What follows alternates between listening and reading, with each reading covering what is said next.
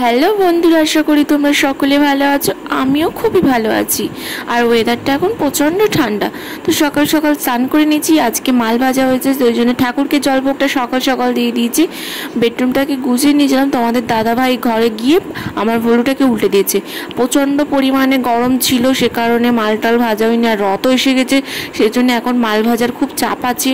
তো দেখতে পাচ্ছ অনেক জড়িসে মাল ভর্তি হয়ে গেছে, এখনও মাল ভাজা হচ্ছে। তো এরপরে আমি রান্নার দিকে চলে যাই। রান্না হয়ে গেছে, তারপরে মনে পড়লো যে ভিডিও স্কিপ করা হয়নি।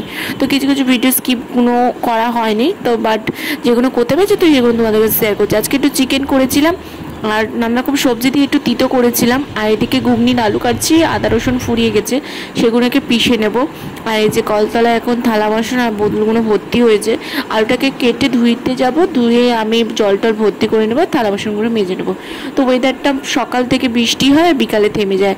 এই কারণে তোমাদের দাদাভাই দুদিন ব্যবসায় যেতে পারেনি। তারপরে দেখছি যে বৃষ্টি থেমে যায়, সে কারণে ফের আবার ব্যবসায় যাচ্ছে।